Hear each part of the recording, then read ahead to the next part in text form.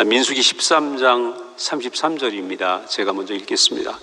거기서 네피림 후손인 아낙 자손의 거인들을 보았나니 우리는 스스로 보기에도 메뚜기 같으니 그들이 보기에도 그와 같았을 것이니라.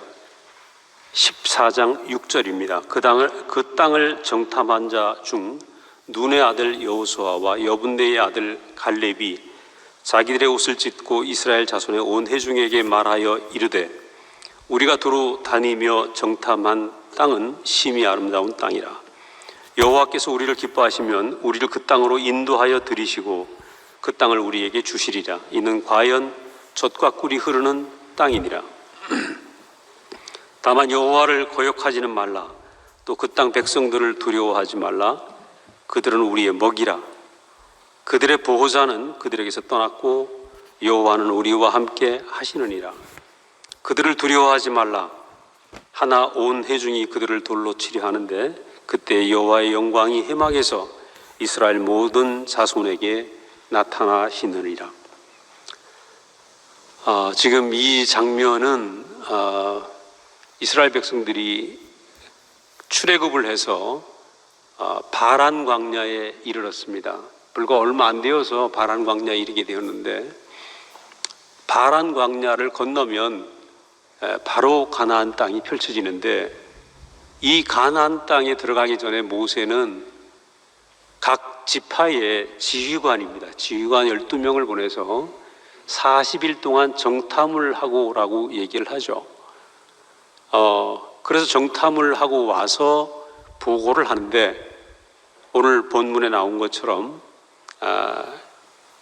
그 10명의 정탐꾼은 네피림 후손인 아낙 자손의 거인들을 보았나니 우리는 꼭 메뚜기와 똑같았다.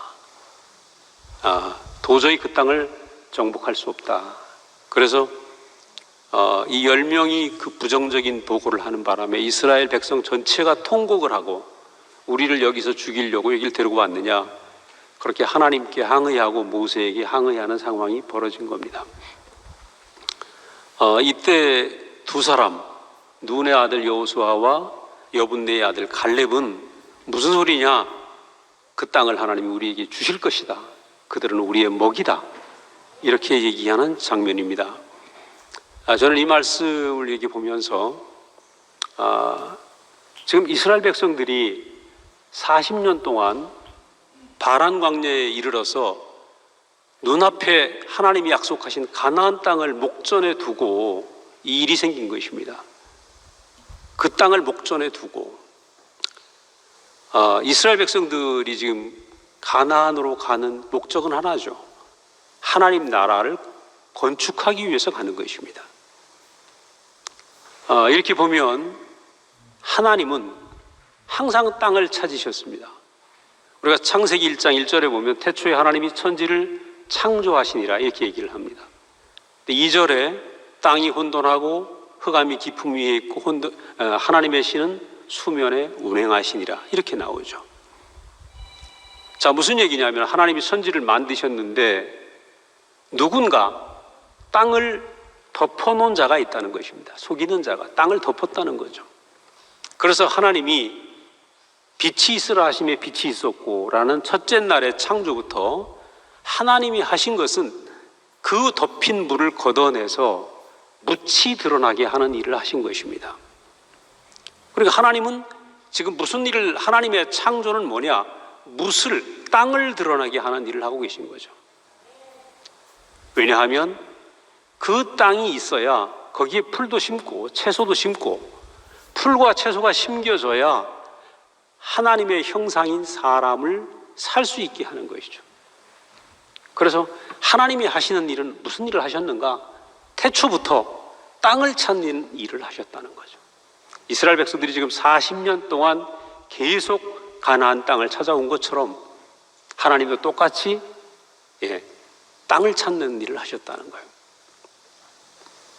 근데 사실은 그 땅을 찾는 이유도 아까 말씀드린 것처럼 그 땅을 지배하고 다스릴 수 있는 사람을 살게 하기 위해서, 사람을 지으시기 위해서 하나님은 땅을 준비하셨다는 것입니다.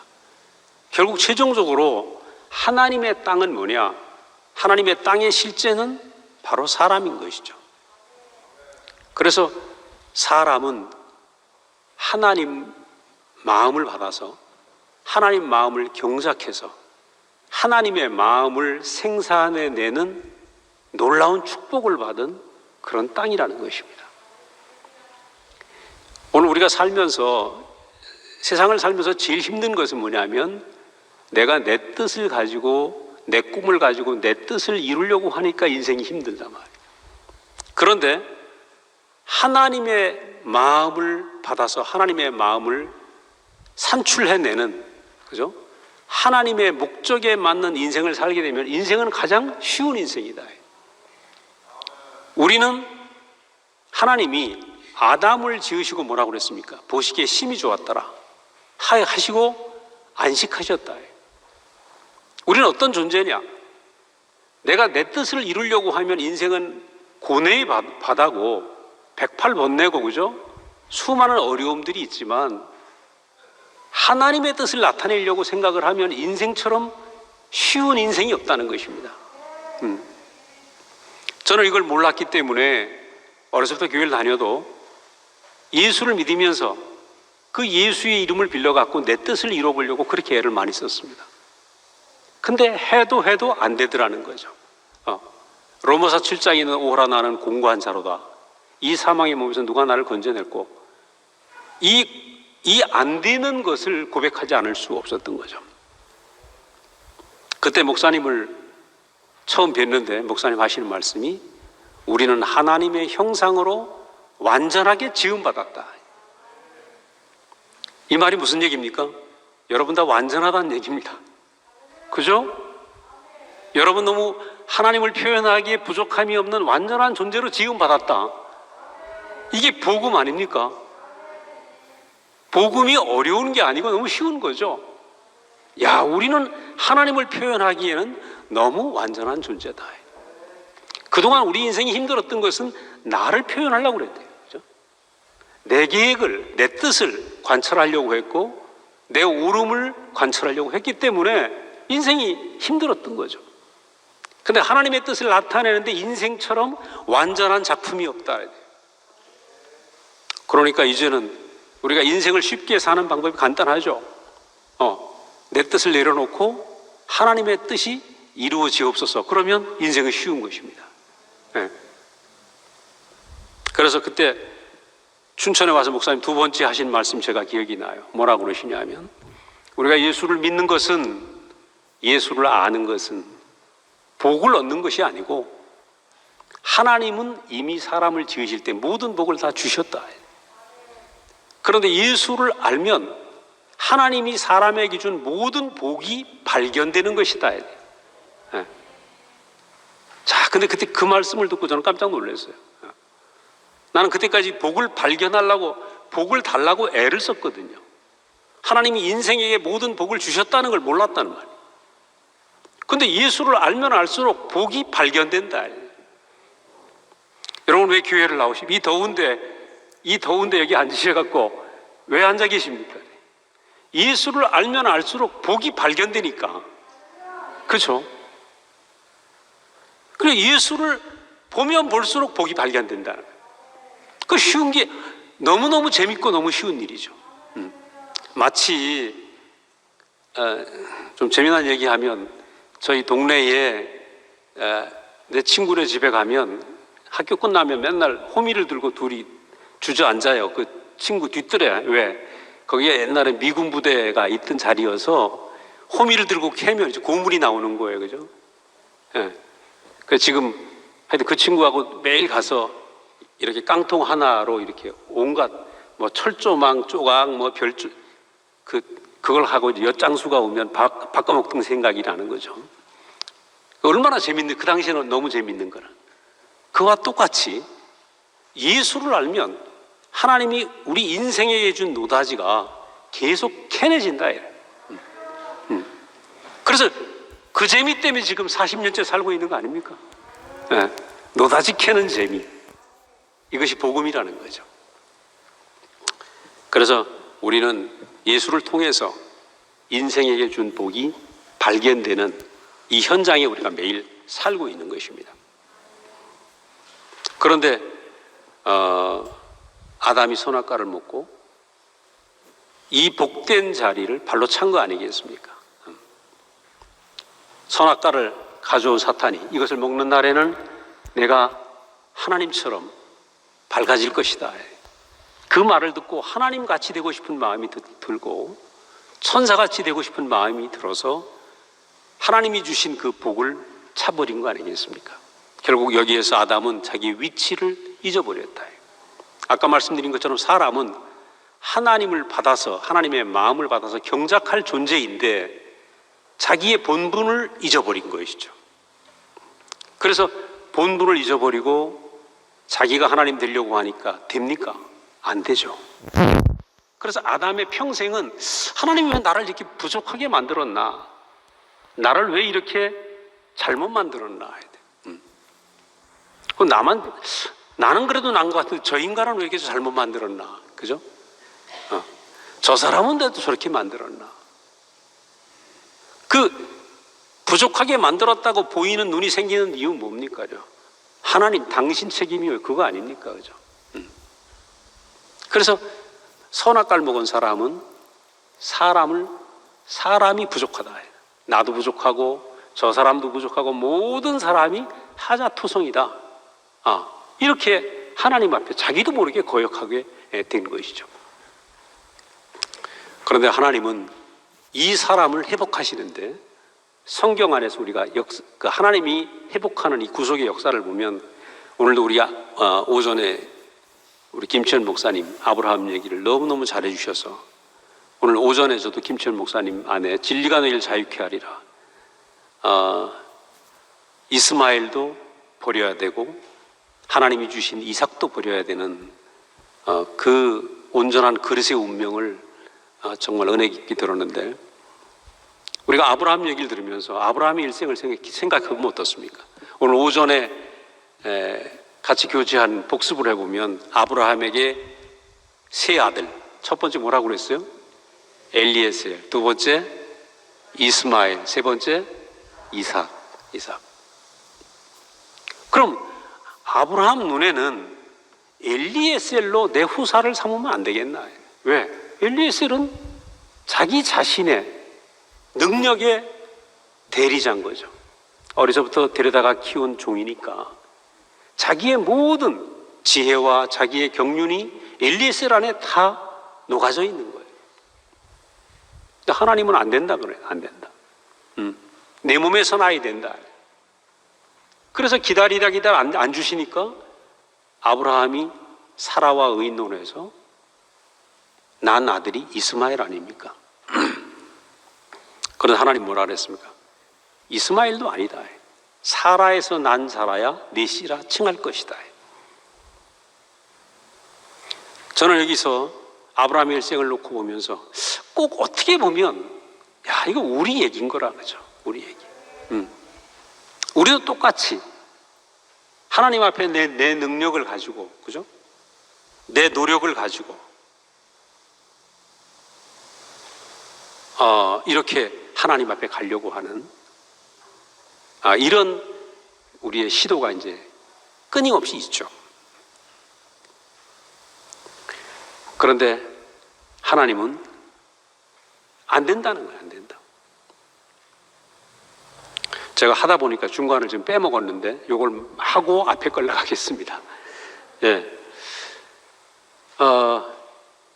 그 하나님 눈에는 아브라함의 일생은 뭐냐 하면 자기가 가지고 있는 자기의 최선을 다해서 자기의 꿈을 이루려고 하는, 내가 나의 최선을 다하면 이것은 하나님이 기뻐하시는 걸 거야. 그래서 자기의 최선을 다한 노력, 그죠? 그런데 하나님은 아니다. 그래서 자기의 최선이 끝나는 자리가 아브라함의 100세였습니다. 100세.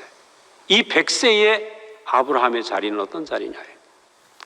자기가 준비한 모든 계획과 자기의 힘과 자기의 최선이 다 무너지고 하나님의 꿈이 나타나는 시간이었습니다. 그래서 저는 오늘 우리를 제 인생을 생각해봐도 그렇더라고요. 저도 목사님 따라와서 나름대로 저희 최선을 다했어요. 이것도 하고 저것도 하고, 때로는 형제들이 방황을 해도 나는 정신 바짝 차리고 살아야지. 그래서 내 나름대로 열심히 했어요. 근데 안 되더라고요. 여러분, 봐도 제가 성실해 보이지 않습니까? 그죠? 저 대충 살지 않았어요. 성실하게 살았는데 아닌 거라. 성실하게 살아도 안 되더라고요.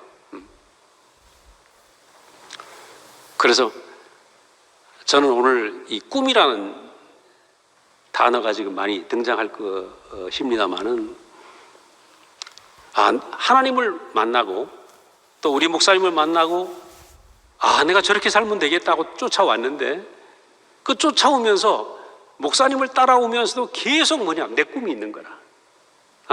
내가 이루고 싶은 나의 꿈. 우리 교회 안에서 난 이렇게 살고 싶고 이런 사람 되고 싶고, 그죠? 내가 만들어 놓은 나의 꿈이 있는 거죠. 그러니까 아브라함의 일생이나 똑같은 거예요. 근데 아브라함의 결론을 보니까 100세에 이르러서 아브라함의 꿈은 산산조각 나고 누가 나타납니까? 이삭이 나타나는 거예요. 이삭이. 그래서 저는 아브라함의 일생을 놓고 보면서 그렇구나.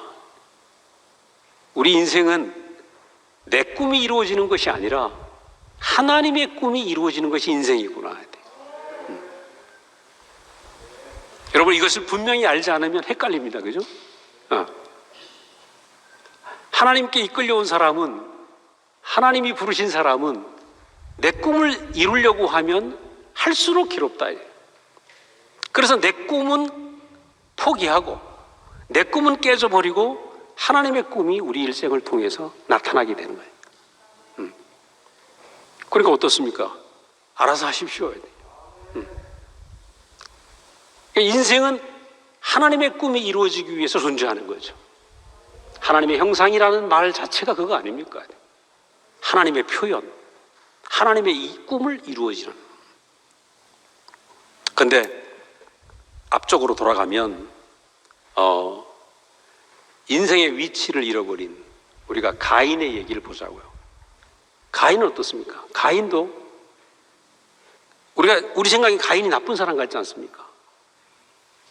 가인과 아벨이 제사를 지냈는데 가인은 최선을 다하지 않았겠습니까? 가인도 최선을 다했을 거라고요.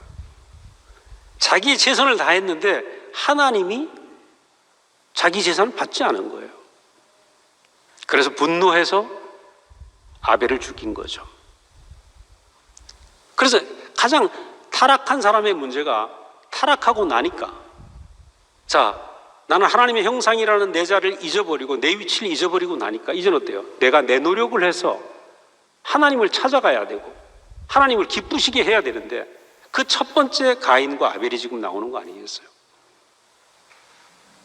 근데 우리는 가인이 악한 사람이라고 했지만 사실은 가인은 자기 나름대로 최선을 다해서 하나님께 예배 드린 사람이에요. 근데 하나님이 받으시지 않는 것 때문에, 나의 최선이 인정받지 않는 것 때문에 동생 아벨을 죽인 거죠. 근데 이게 가인의 얘기가 남의 얘기 아니잖아요. 저도 그러더라고요. 내 최선을 인정받지 못하면 견딜 수가 없어요. 그래서 이 최선을 다한 이 제사가 살인을 불러오고 그죠.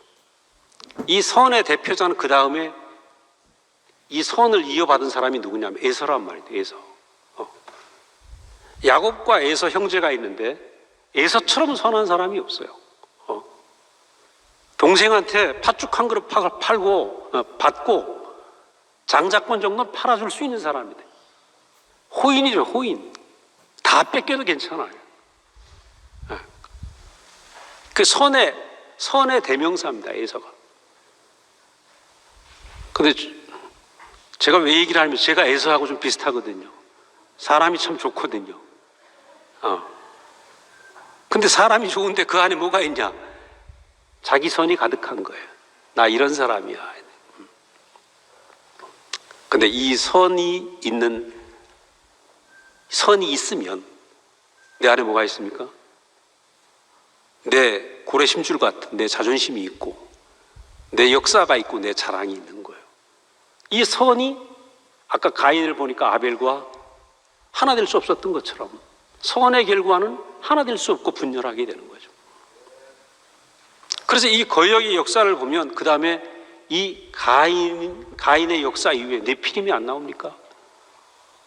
네피림의 역사를 봐도 어떻습니까? 네피림은 결국 하나님의 아들과 사람의 딸들이 나온 족속이다. 그 말은 천사를 부러워하는 족속이다. 천사같이 되고 싶은 사람들. 인류의 역사는 전부 천사 같게 되고 슈퍼스타 같은 사람이 되고 싶다. 슈퍼스타 같은 사람. 그래서 우리 드라마에도 뭐 옛날에 슈퍼맨, 그죠? 원더우먼 얼마나 인기가 많습니까? 사람 마음속에 나는 슈퍼스타가 되고 싶다. 나는 위대한 사람 되고 싶다. 내가 위대해지면 어떻게 됩니까? 내가 위대해지면 내가 절대자가 되는 거예요. 하나님이 하나님의 땅이 될 수 없는 거죠. 그래서 하나님은 가난한 사람 노아를 찾은 것입니다. 노아는 어떤 당대의 완전한 자다. 의인이고 완전한 자다. 그리고 뭐라고 얘기를 하냐면 하나님과 동행하였더라. 하나님과 동행했다는 말은 하나님 아니면 혼자 살 수 없는 사람이다. 그럼 노아는 위대한 사람이 아니고 하나님 아니면 살 수 없는 조각목 같은 사람인 거죠. 자, 그러니까 우리가 여기서 네피림과 노아를 봐도 하나님은 지금 어떤 땅을 찾고 있는가? 네피림이 하나님의 땅이 될 수 있는가? 안 된다는 거죠. 하나님은 조각목 같은 노아 같은 인격에서 쉬실 수 있고 당신의 장막을 치실 수가 있다는 것입니다. 그래서 네피림 같은 우리를 부르셔서 어떻게 합니까? 조각목 같은 노아로 바꾸고 계신 거 아닙니까? 이 네피림의 시대가 더 발전해서 결국은 바벨탑의 시대로 갑니다. 사람들은 자기의 오름과 자기의 잘난 것을 개발하고 발전시켜서 위대한 사상을 만들고 위대한 국가를 만들고 수많은 사람들을 자기들이 만든 절대 속에 복종하게 만드는 거죠. 대표적으로 우리가 공산주의 마르크스 사상 얼마나 완벽한 사상입니까? 가장 완벽한 이론을 가지고 있는데 그 완벽한 이론 때문에 세계 역사에 피비린내가 얼마나 많이 났습니까? 그런 바벨탑이 없죠. 공산주의 같은 바벨탑이. 또 오늘날 우리나라 정치를 봐도 그렇습니까? 전부 내가 옳다고 그래요. 내가 옳다. 내가 옳다. 여기 모여라. 그러니. 그럼 거기 다 모이는 거죠. 파가 일어나는 거 아닙니까? 그래서 수많은 사람들이 옳다고 하는 소리에 몰려다니는 것이죠. 전부 바벨탑이죠. 종교적으로 마찬가지입니다. 교리라는 바벨탑, 전통이라는 바벨탑, 제도라는 바벨탑 속에 사람들을 다 가둬두는 거죠. 근데 바벨탑의 시작이 뭐냐? 네피림 바벨탑의 시작이 다 뭐냐? 그거는 인간의 선이라는 거예요. 자기 선, 자기 오름. 그죠? 이 자기 오름과 자기 선이 하나님 앞에서 다 깨지는 사건이 바벨탑의 사건인 거죠. 그래서 아까 말씀드린 것처럼 노아도 자기의 최선을 다했지만 결국은 100세에 이르러서 자기의 꿈은 깨지고 하나님의 꿈이 나타나는 인생으로 그렇게 바뀌어지게 된 겁니다. 저는 이 아브라함의 역사를 보면서 우리 인생도 똑같은 것 같아요. 내 꿈을 깨시고 하나님의 꿈이 내게서 나타나는 것. 그것이 우리 일생이구나. 이렇게 생각하니까 인생이 너무 쉽죠. 너무 쉽죠. 이스라엘 백성들의 역사를 봐도 그렇습니다. 400년 동안 애굽에서 종노릇했는데 이 애굽에서 종노릇한 이스라엘 백성들이 애굽에서 무엇을 먹었는가? 바로가 주는 가마솥에 끓는 고깃국과 부추와 마늘을 먹었습니다. 바로의 양식을 먹으니까 어떻게 삽니까? 바로의 꿈을 위해 사는 거죠. 위대한 제국을 건설하는 바로의 꿈을 위해서. 그래서 모든 사람들이 저는 이걸 보면서 바로의 양식을 먹으면 바로의 꿈을 위해 살고, 하나님은 이들을 불러내서 뭘 먹이셨습니까? 어린 양고기와 만나를 먹이신 거예요. 양식이 바뀐 거죠. 양식이 40년 동안 양식을 바꿔놓으니까 어떤 사람이 됐습니까? 바로의 꿈을 위해 살던 사람이 하나님의 꿈을 위해 사는 사람이 된 것이죠. 그래서 바로의 꿈을 위해 살 때는, 야, 우리가 왜 이 육체가 이렇게 꼭 이렇게 살아야 되나? 답답하고 내 인생이 너무 어둡고 답답하고 꼭 이렇게 살아야 되나? 그런데 하나님의 은혜로 양식이 바뀌면 인생이 바뀐다는 거예요. 그죠? 그래서 하나님이 지으신 육체는 아무 문제가 없다. 단지 뭐냐? 양식을 잘못 만난 거죠. 저도 목사님 만나기 전에는 제가 수많은 말씀을 들었지만 그 말씀은 전부 율법으로 제게 들려왔습니다. 율법으로 들려오니까 예수를 믿으면 믿을수록 무거운 거죠. 근데 목사님을 만나면서 율법으로 들리는 것이 아니라 사랑으로 들려오더라고요. 사랑하는 아버지의 마음이 먹혀지고 만져지더라는 거죠. 생명의 목장 안에 들어온 거 아니겠어요? 그죠? 그러니까 아버지의 마음을 만지면 어떻게 됐습니까? 저도 아버지 마음이 제 안에 바뀔 거 아니겠어요? 네. 아들의 음성을 들으면 내가 아들이 될 거 아니겠습니까? 그죠? 네. 그래서 사람이라는 육체는 잘못 만들어진 것이 아니라 어떤 음식을 먹느냐에 따라서 용도가 바뀐다. 내가 바로의 양식을 먹으면 바로의 성을 쌓아야 되고, 하나님이 주신 양식을 먹으면 내가 하나님의 백성이 되고 제사장이 되고 왕 같은 제사장이고 하나님의 아들이 된다는 거예요. 그래서 오늘 우리가 놀라운 복을 받고 있는 것은, 오늘 우리에게 도착한 양식은 뭐냐? 예수 그리스도 그분을 통해서 하나님을 법으로 만나는 것이 아니라, 율법으로 만나는 것이 아니라 하나님의 마음을 먹고 마시는 시대에 오늘 우리가 와 있다. 그러니까 우리는 이거 말할 수 없는 복을 받은 거죠.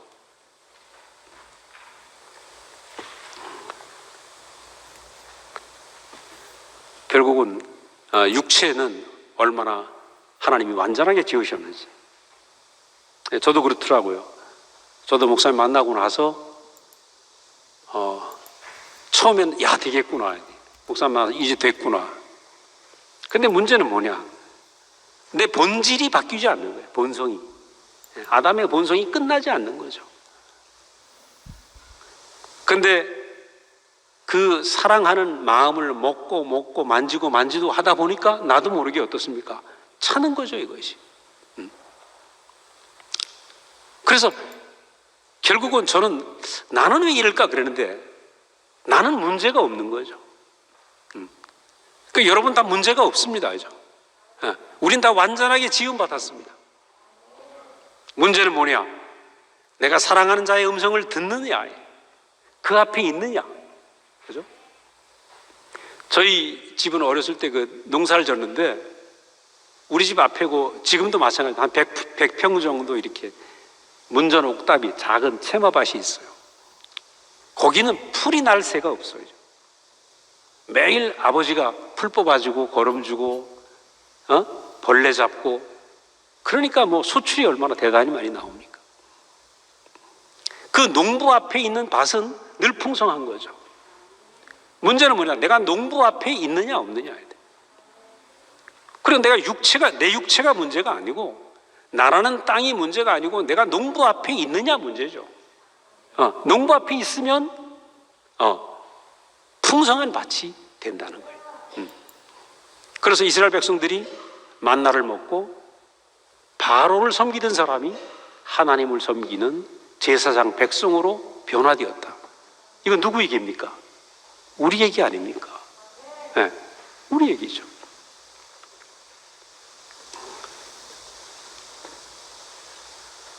그런데 우리는 이 하나님이 지은 육체가 얼마나 완전한 육체인지 예수님의 십자가를 통해서 볼 수가 있는 것입니다. 예수님의 십자가를 통해서 육체는 얼마나 하나님의 완전한 경작지인지, 하나님의 완전한 땅인지가 선포되고 있는 것입니다. 육체는 연약하고 구제불능이고 육체는 아무것도 아니고, 그죠? 그렇게 우리는 생각을 했는데 이것이 예수님의 십자가에서는 더 역력히 드러납니다. 마가복음 16장에 보면 예수님이 부활했다는 소리가 여기저기 막 들려오는 거예요. 근데 이 11명의 제자들은 모여가지고 이 예수의 부활을 누구도 믿지를 못하는 거예요. 긴가민가 하고 있죠. 그때 예수님이 오셔서 믿음 없고 완악한 너희들 때문에 회개하라고 이제 말씀을 하시는 거예요. 제자들마저도 다른 사람은 부활했다고 전하는데 이 부활을 믿지 못하는 거예요. 설마. 왜냐하면 십자가에서 죽는 예수를 보니까 너무너무 비참하고. 여러분 생각해 보세요. 우리가 지금 아버지여 어찌하여 널 버리십니까? 엘리엘리 라마 사박다니 하는 어찌하여 날 버리십니까? 하는 이 외마디가 이거 비참한 얘기인 겁니다. 우리가 자꾸 하다 보니까 뭐 그런 거지. 자기가 가장 존경하던 선생님이 그물을 버리고 자기 인생을 던져갖고 온 그분이 어찌하여 날 버리십니까? 하고 죽어가고 있는데 산산조각, 자기 인생이 산산조각 나는 거 아니겠습니까? 그 예수가 다시 부활했다고 하는데 믿을 수 없는 것입니다. 믿을 수 없는 거죠. 그래서 제자들한테까지도 무시받는 예수의 육체. 그죠?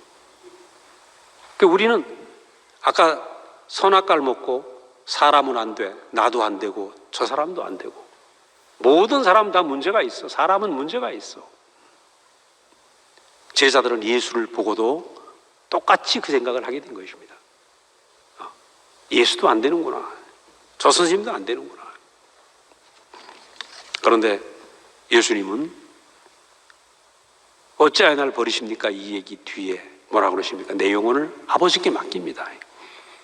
그 내려올 수 없는, 뛰어내리지 못하는 연약한 육체, 제자들한테랑 무시당할 수밖에 없는 육체를 가지고 그것이 내 인생의 자리지만 이것이 아버지 뜻이라면 난 내 인생을 아버지께 맡깁니다 하고 십자가에서 죽으시는 거 아니에요.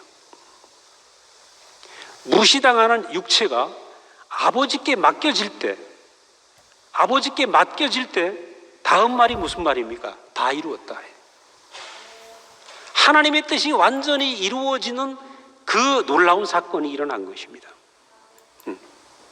여기서 완전히 육체의 영광이 야 어찌하여 나를 버리십니까? 할 수밖에 없는 그 연약한 육체로 무시당할 수밖에 없는 육체로 하나님의 영광이 완전히 드러나는 참 형상의 모습이 여기에서 나타난 것이죠. 그래서 이 장면은 너무너무 놀라운 장면인 것입니다. 다 이루었다. 즉 하나님이 육체에 둔 하나님의 꿈이, 하나님의 목적과 하나님의 꿈이 완전히 일어나는 그 자리였던 거죠. 그래서 우리는 예수의 십자가를 보면서 분명히 봐야 되는 거죠. 하나님의 꿈과 하나님의 목적이 완전히 일어나는 육체가 어떤 것인가? 바로 십자가에서 내려오지 못하는 저 자리구나. 그래서 여러분 살면서 저는 요즘 그렇더라고요. 안 되는 거 뭐가 좀 잘 안 돼. 뭐 안 될 수 있지. 안 될 수 있지. 그러나 뭔가 이렇게 안 되더라도 이 일도 안 되고 저 일이 안 되고 무엇도 안 될 수도 있습니다. 내가 봤을 땐 이 일도 안 되고 저 일도 안 될 수 있어. 그러나 그 일을 통해서 하나님의 뜻은 이루어질 수 있다. 그죠? 내 꿈은 다 부서지는데 부서지는 내 꿈 때문에 하나님의 꿈은 이루어질 수 있다. 그게 아브라함의 일생이고, 그죠? 성경 안에 나타난 모든 사람의 일생이고 예수님이 분명하게 십자가에서 그걸 보여주고 계신 거죠. 우리 운명은 정해진 것입니다. 하나님의 꿈을 이루기 위해서, 그죠? 정해진 거죠. 그래서 우리가 이 자리에서 우리는 온전히 하나님을 나타내는 하나님의 상속자로, 하나님의 온전한 형상으로 그렇게 사라지게 되는 것입니다. 십자가에서 예수님은 완전한 새 씨가 되셨습니다. 새 씨가. 새로운 씨. 땅은 말이죠, 씨를 받으면 그 전혀 다른 놀라운 땅으로 바뀌어지게 되죠. 저희가 이제 어렸을 때 보면 봄에 가면 꼭 4월 달이나 5월 달에 우리 자매하고 이제 집에 가면 엄마가 일을 남겨놔요. 그때 이제 감자 심는 철이니까 며느리가 왔으니까 이제 감자밭에 끌고 나가는 거죠. 근데 나중에 가면, 추수철에 가면 말이죠, 그 감자를 심을 때 보면 뭐 흙밖에 없잖아요. 근데 감자를 거둘 때 보면 땅만 호미로 파기만 하면, 그죠? 그 무수한 감자가, 강원도 또 감자가 얼마나 많습니까? 무수한 감자가 땅에서 나오는 거예요. 이게 땅의 영광 아니겠습니까? 그러니까 땅은 씨를 받으면 풍성한 열매를 맺게 되어 있는 거죠. 오늘 우리라는 몸이, 사람이라는 이 육체는 말씀을 받으면, 하나님 말씀을 받으면 어떻게 됩니까? 하나님 말씀이 열매 맺는 그 인격이 되는 것이죠. 하나님 마음을 받아서 하나님 마음을 열매 맺는 그 사람으로 사람은 바뀌어진다. 여러분, 이게 우리 교회는 지금 일반화되어 있지만 사람에게서 하나님 마음이 나타난다? 이 기절할 얘기 아닙니까, 사실은? 이것처럼 기절할 얘기가 없습니다. 그러니까 요한복음에 요즘 목사님 말씀하시지만 말씀이 육신이 되어 우리 가운데 왔다. 이거는요, 보통 선포가 아닙니다. 말씀이 인격이 되어서 사람이 되었다. 말씀으로 조성된 사람이 나타났다.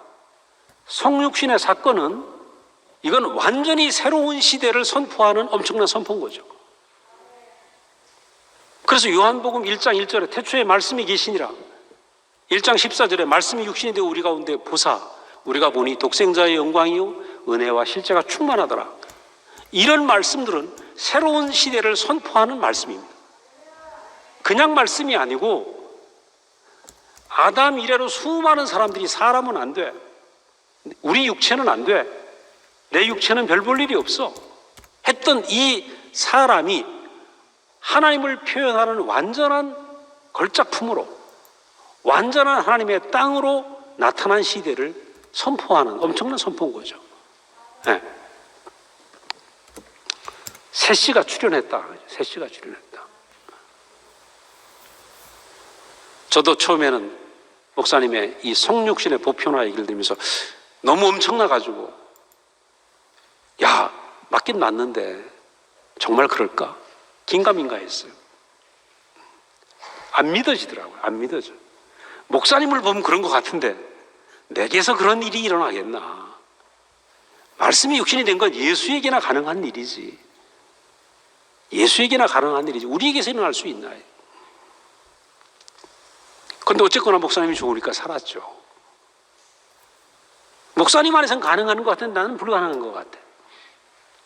근데 살다 보니까, 여러분 살다 보니까 어때요? 돼요, 안 돼요? 안 됩니까?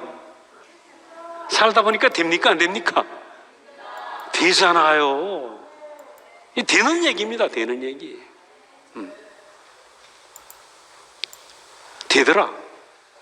되더라. 이게 복음입니다. 되더라. 살아보니까 되더라.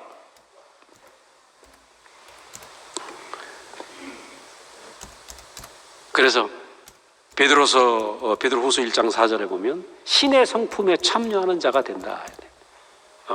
하나님 말씀을 들었는데 우리 안에 신의 성품이 나타난다. 베드로 사도의 얘기입니다.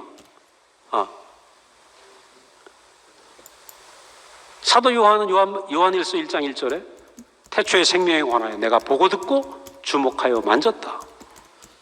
예수를 봤는데, 목수의 아들 예수를 봤는데 그 예수 안에서 나는 태초의 생명을, 하나님의 생명을 보고 듣고 만졌다. 이거 얼마나 놀라운 뉴스입니까? 여러분 지금 이 뉴스를 계속 듣기 때문에 감각이 없어졌죠. 좀 무뎌지신 것 같아. 이 보통 뉴스가 아닙니다. 하나님 말씀을 들었는데 내가 신의 성품에 참여한다? 하나님이 내게 나를 통해서 인격이 되시고 육신이 되신다? 근데 이거는 우리 소원이기 이전에 하나님의 소원이었습니다. 하나님의 갈망이었습니다. 그것 때문에 우리를 지으셨고 그것 때문에 우리가 이 자리에 있는 것입니다. 안 되면 안 되는 일이에요. 이거는 되도록 되어 있는 일입니다. 세상 모든 것은 안 돼도 하나님 말씀이 육신이 되는 것은 됩니다. 할렐루야. 다른 것은 안 될 수 있어요. 저도 보니까 안 될 거 많더라고요. 이것도 안 되고 저것도 안 될 수도 있습니다. 되는 거 하나 있습니다. 하나님 말씀이 육신이 되는 거.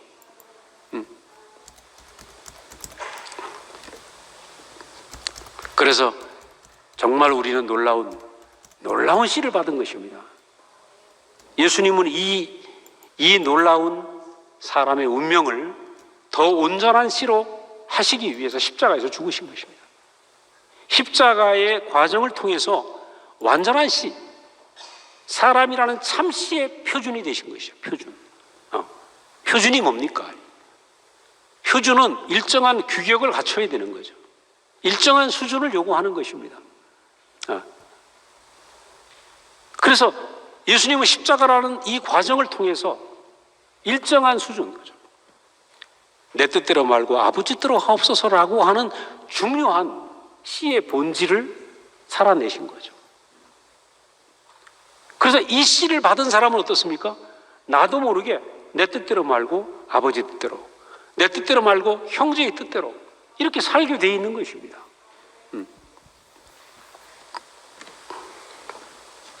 그래서 우리가 이제는 예수께서 우리의 표준이 되셨기 때문에 우리가 표준을 잘 봐야죠. 그죠? 내 인생의 표준, 내 인생의 표대. 오직 그리스도, 예수. 내 뜻대로 마옵시고 아버지 뜻대로 하옵소서. 내 영혼을 아버지께 맡깁니다 하는 그 예수의 운명, 십자가의 운명, 십자가의 운명이 새겨진 이 인격이 우리 인생의 표준이다. 그렇죠? 다른 것은 인생이 아니다. 다른 것은 아직 사입이다. 그렇죠? 그래서 저는 생각할 때 정말 감사한 것은 우리 앞에 목사님이 늘 그 자리에 계신 게 얼마나 감사한지. 그리고 제 인생의 목사님이 표준이었죠. 표준. 왜? 항상 내 뜻대로 말고 아버지 뜻대로 하옵소서, 내 뜻대로 말고 형제의 뜻대로 하옵소서 하고 그 자리에 계셨으니까.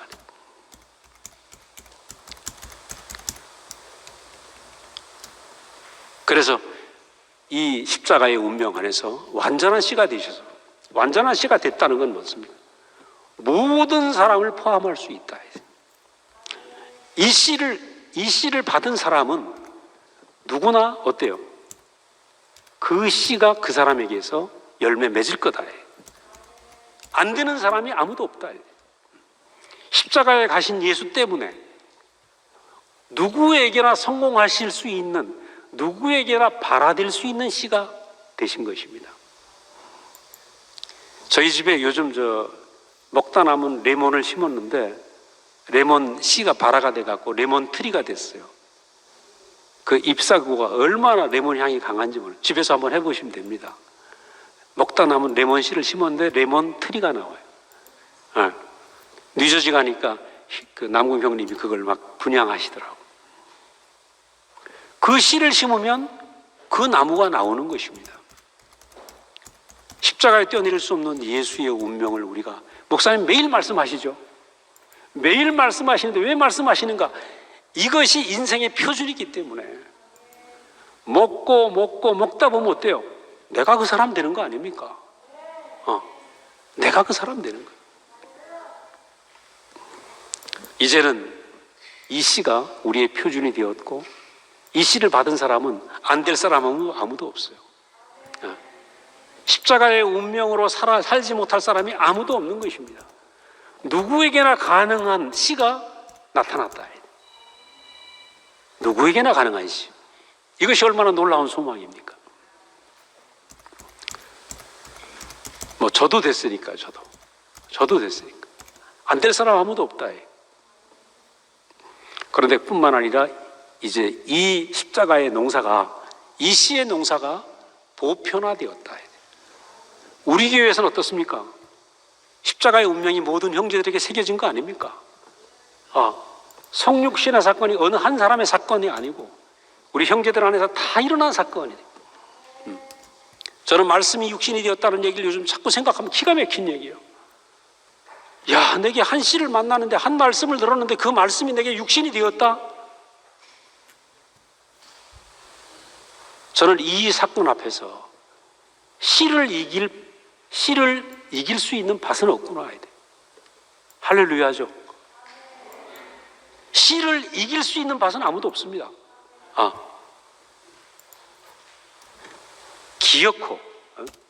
기어코 농부와 씨는 밭을 정복한다.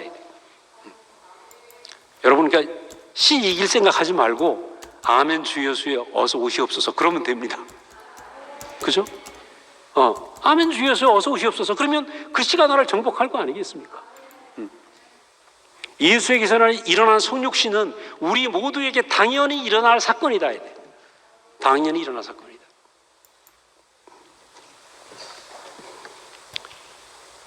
이 씨를 우리가 깊이 알고 씨에 대한 믿음이 필요하다. 아까 제가 처음에 읽은 본문 말씀을 보면 이 사람들이 바란 강야에 왔는데 아까 말씀드렸죠. 바로 앞이 가나안이에요.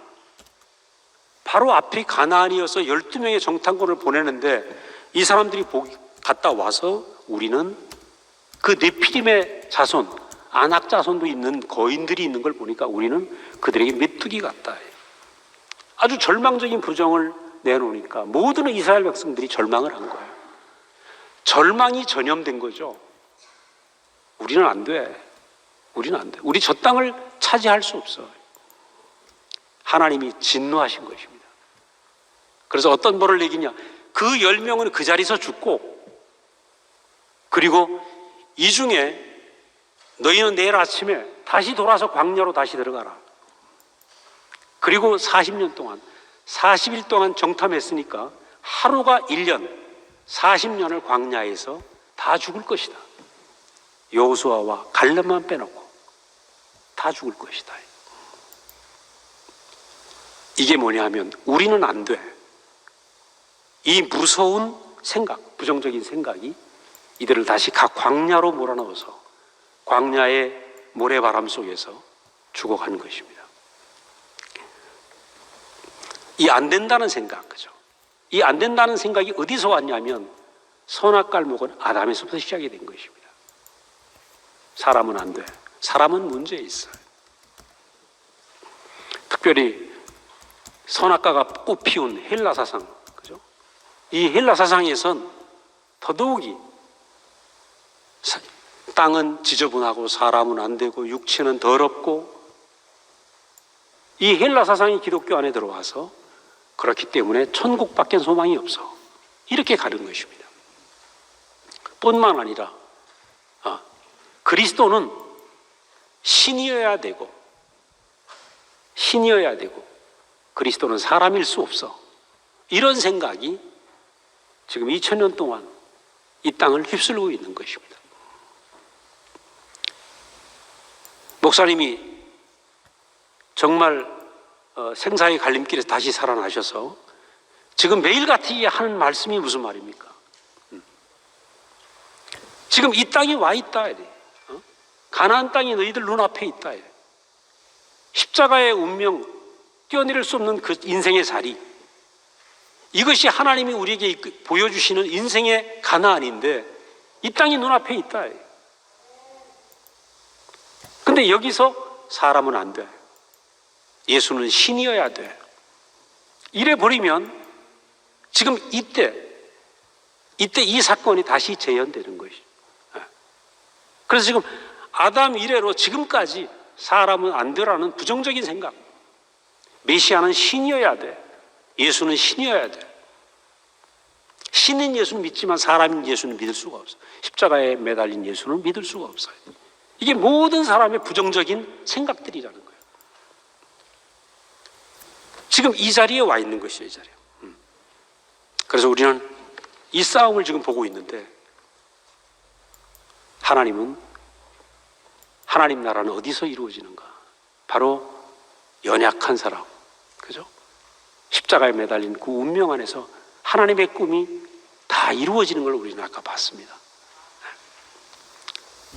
또 우리 한 사람 한 사람을 놓고 볼 때도 우리가 부서지고 힘없고 아무것도 아닌, 내가 아무것도 할 수 없는 연약한 자리를 우리가 경험할 때마다 내 꿈은 부서지는데 하나님의 꿈이 우리에게서 나타나는 걸 우리는 경험하고 있죠. 우리는 십자가의 운명이 새겨진 그 예수의 인격, 예수의 육체의 그 자리가 우리 인생에서 똑똑히 보여져야 되는 거죠. 명백히 봐야 되겠죠. 그래서 결국 이 얘기는 무슨 얘기입니까? 세상에서 내 피림이 승리할 거라고 생각이 되죠. 근데 하나님 나라는 어떤 나라냐? 어린 양이 승리한다. 뛰어내릴 수 없는 인격이 승리한다. 저는 우리 교회 안에 일어난 사건을 보면 우리 교회 안에서 일어나는 사건은 어떻습니까? 능력 있는 사람이 권능이 나타나는 게 아니라 아무것도 할 수 없는 깊이 죽은 한 형제 안에서 권능을 보잖아요. 그죠? 목사님을 봐도 그렇고 형제들 안에서 나타나는 권능을 보면 세상의 권능과 달라요. 깊이 죽은 데서 나오는 권능을 우리는 보고 있는 거죠. 이 나라가 어떤 나라입니까? 어린 양의 영광이 나타나는 나라예요. 여러분 지금 이 자리에 오신 여러분은 뭘 보고 왔는가? 어린 양의 영광을 보고 끌려온 것입니다. 어린 양의 영광을 보고 따라온 것이죠. 어린 양의 영광이 지배하는 나라. 이 나라 안에 우리가 지금 있는 것입니다.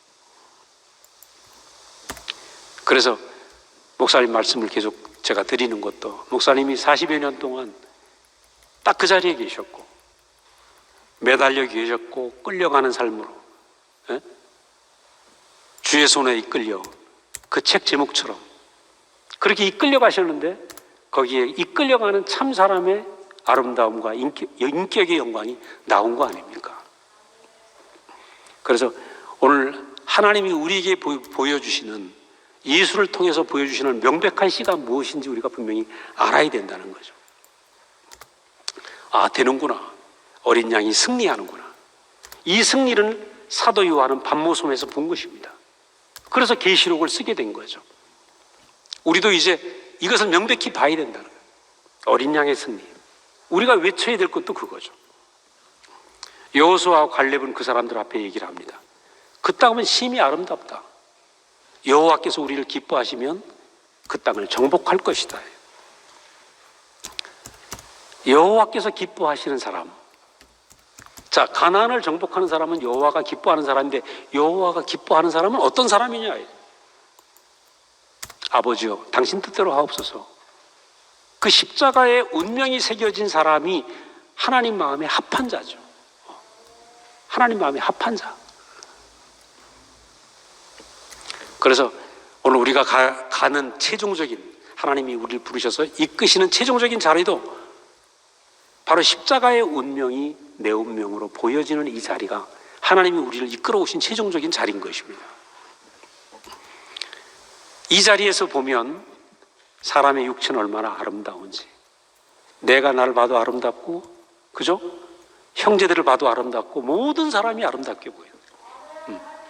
모든 사람이 아름답게 보이고, 야, 저 사람 안에 이 씨가 들어가면 아름다운 형상이 되겠구나, 천국이 되겠구나, 이게 보이는 거 아닙니까? 여러분 이거 보이시죠? 예? 그 씨만 들어가면 저 사람이 천국이 되겠구나 보이잖아요, 그죠? 여러분이 천국 되지 않았습니까? 그래서 이 사람 눈에는 모든 사람이 아름다운 사람으로 보이고 그들은 우리의 먹이다. 우리가 메뚜기가 아니고 그들이 우리의 먹이다. 여호와가 함께 하신다. 이렇게 말할 수 있는 것입니다. 다른 건 몰라도 분명한 사실은 하나님 말씀이 우리를 정복했다는 것입니다. 이거 사실이잖아요. 그죠? 하나님 말씀이 정복 못할 땅이 없습니다. 아까 말씀드린 것처럼 씨를 이길 땅은 없습니다. 농부를 이길 땅은 없는 것입니다. 왜냐하면 우리 같은 척박한 땅을 정복하셨으니까. 끊임없이 오셔서 당신의 씨를 뿌리셨으니까. 우리는 이 씨의 승리의 증인들입니다. 씨는 승리한다. 씨는 땅을 정복할 것이다. 이것이 우리가 일평생에 외쳐야 될 얘기죠. 그래서 오늘 우리에게 온 씨는 하나님의 구속의 경륜의 최첨단의 씨죠. 저는 대학교 목사님 만나기 전에 CCC에 있으면서 사형리라는 책자를 가지고 제 인생을 걸었습니다. 대학교 1학년 때 CCC를 만났는데 이 사형리를 전해서 이 땅에 이민족을 피 묻은 예수의 계절이 오게 하자. 이거 내 인생을 걸만한 것이다.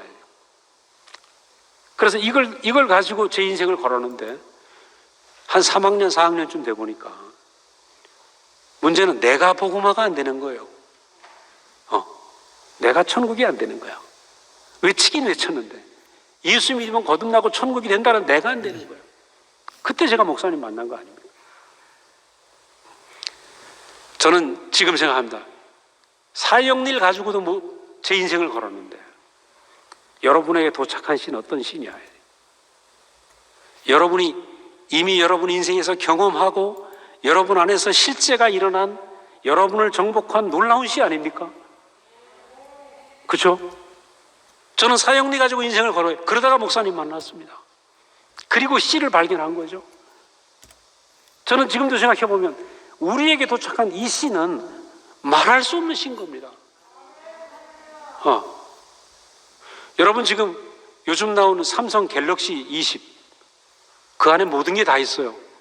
컴퓨터도 들어있고 내비게이션도 들어있고 MP3도 들어있고 TV도 들어있고 전화기도 들어있고 다 있죠. 그거 하나면 다 돼요.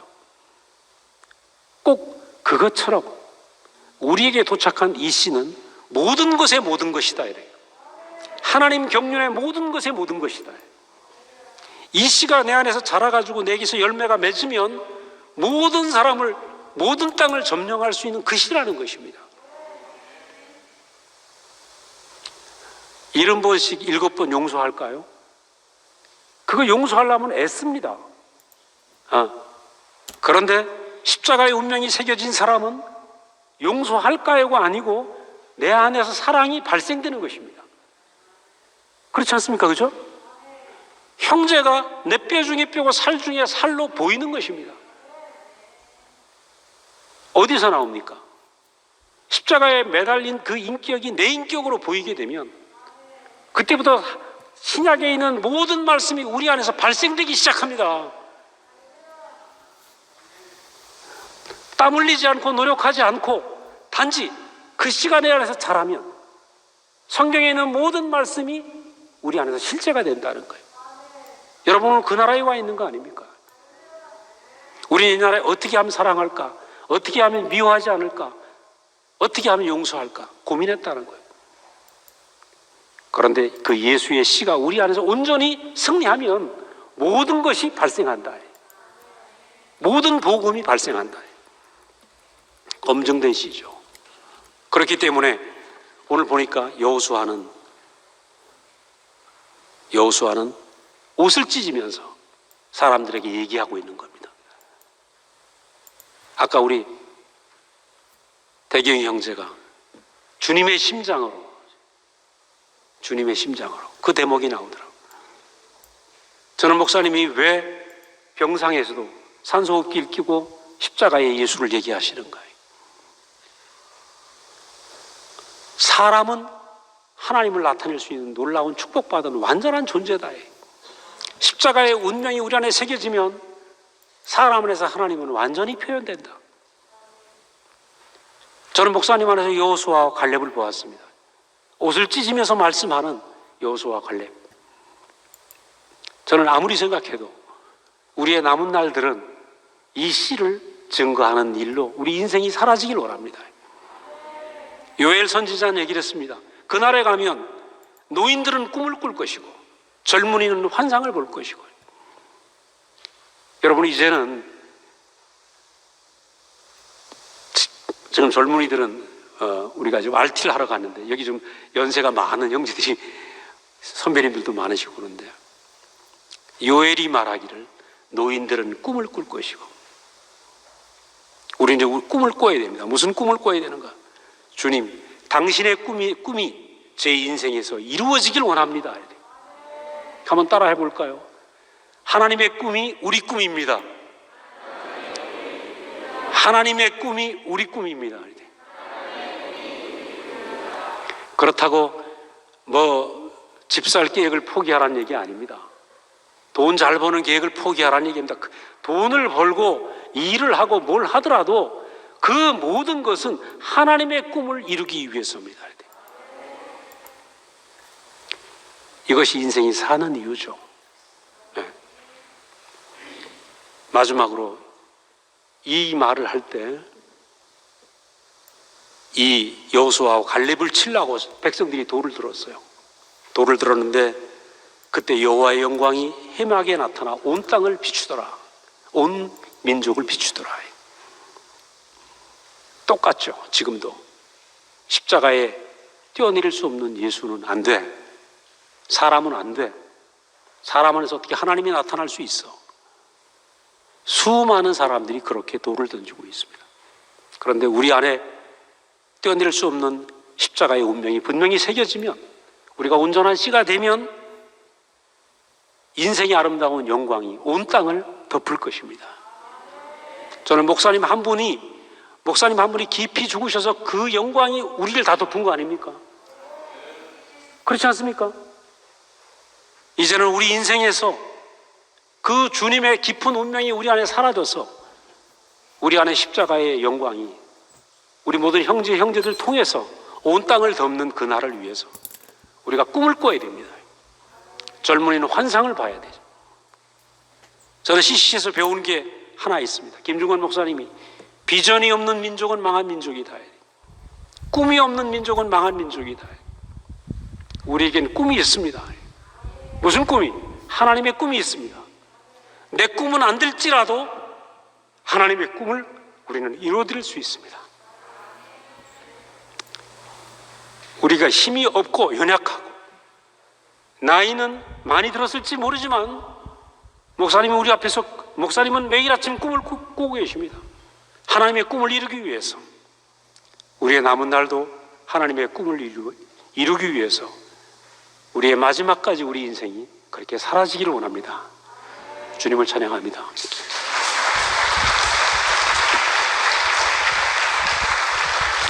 기도하겠습니다. 은혜로우신 아버지 하나님, 부질없이 내 꿈을 꾸면서 왜 이렇게 인생을 잘못 만들었는지, 인생은 왜 이렇게 어둠이고 절망인지를 한탄하고 원망하던 인생이었습니다. 그러나 주님이 참 되는 길, 하나님의 꿈을 이루는 십자가의 운명을 우리에게 명백히 보여주셨습니다. 이제 우리 교회 안에, 우리 안에 우리의 꿈은 안 이루어질지 모르지만 하나님의 꿈이 이루어지는 우리로 하나님 조성하신 것을 감사합니다.